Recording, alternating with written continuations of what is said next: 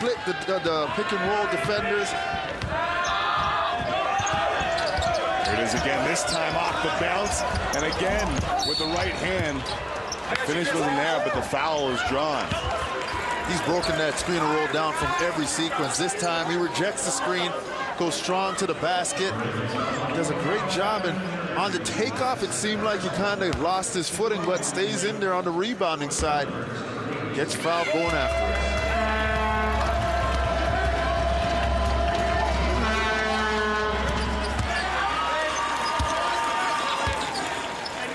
Now the dependence on Dyck is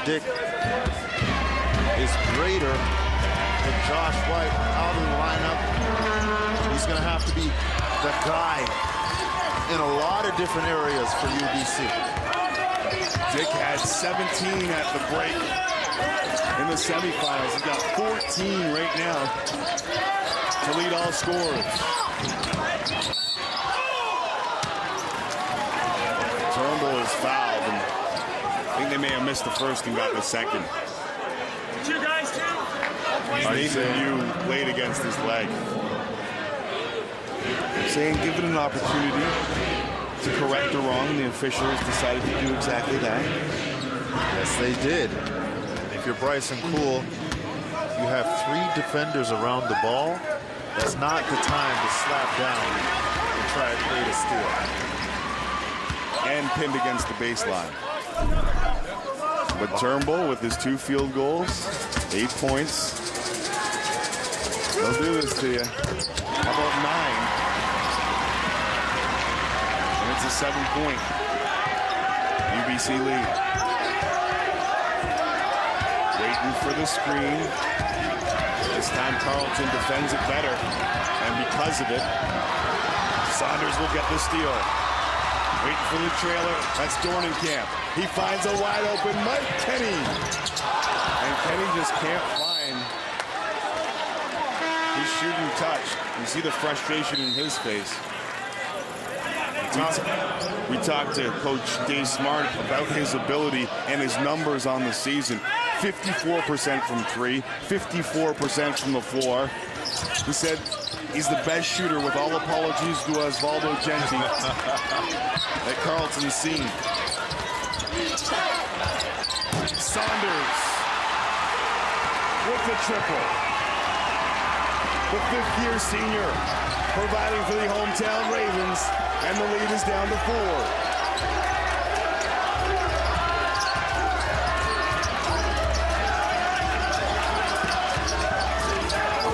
The shimmy. But the rebound falls to Carleton. Dornenkamp. It's a 2-point game.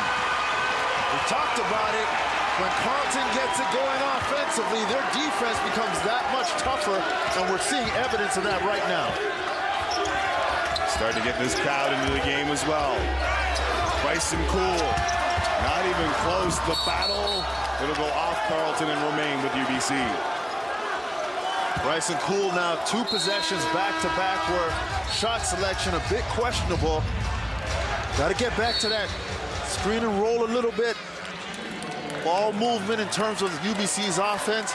And how about giving a guy like Dyck a few touches in the half court, because he is the guy who's been getting it done. You wonder if it's time to think about bringing Josh White back off the bench. Alex Murphy has provided some great minutes in maintaining this UBC lead that is now down to 2. As we go to Cabral Richards, the 5th member of our team. Thank you very much, Tim. I'm here with some of the players' moms, because I love moms. And, you know, this is Kyle's mom. What do you think about Kyle's handlebar mustache? I'm not so sure about that handlebar, but if it works in winning the championship, I'm fine with it. You know that he gets a shave. They do win. He gets a shave. Yeah, I know. Good. Might you be the one to bring over the racing? I don't know if he trusts me with that. I'll let him do that. Okay. Go with, this is Alex's mom. Now, number 7. Did Alex get your height? Oh, yes, he did. Did he get more of his basketball acumen from you or from Dad? Totally me. All you? Athletic, yes, absolutely. Well, I know you guys are small, but you guys are very passionate, and I hope at the end, if UBC wins, then you don't mind me celebrating with you guys. We would love it. We'd Okay. I have that feeling. I like that. I like your confidence. Back to you, fellas. Thank you very much. Thank you very much. So Cavi, man of the people. Yes, Cabral sir. Richards. Yes, sir. Doesn't matter. He can hang with the kids. He can hang with the parents. He can hang with the basketball players, the hockey players. A man of the people. He's just too cool, man. You want to hang with Cavi. Once this tournament is done, I can. 2 on the shot clock. Chris Dyck. Is that clutch from the 5th-year senior? Back end of the shot clock, knocking it down. A huge play on a dead offensive possession for UBC. He's matched his total in the first half from yesterday with 17. And considering where Carleton had that lead, so big. Hoban, no good. Elliott Thompson counts the basket, and he'll attempt the old school 3. Carleton's offense creates so much movement, and bodies are changing spots. You're helping, you're recovering.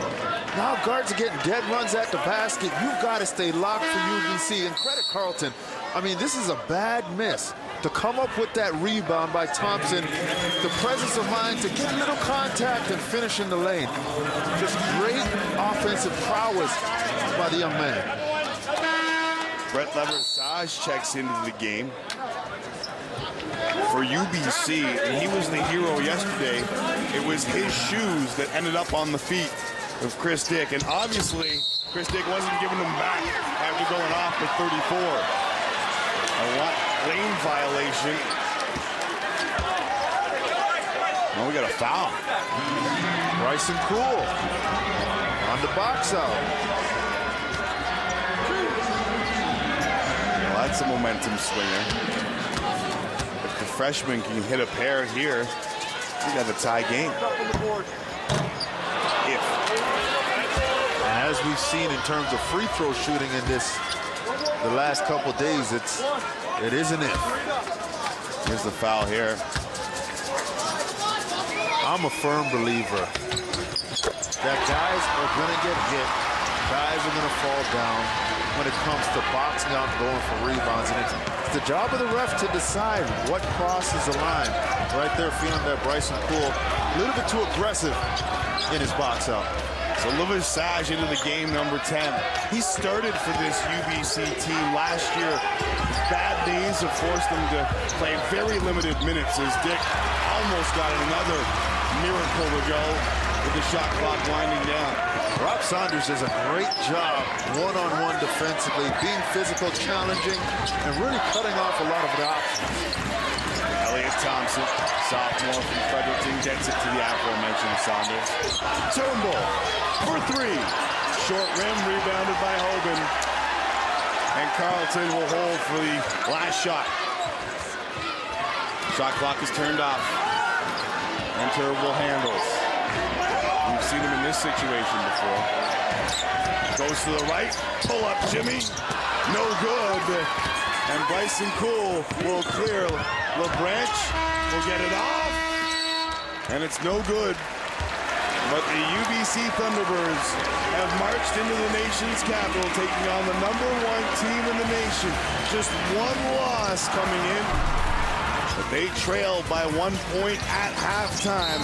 Adnan Burke and the crew up next with our halftime show from Scotiabank Place.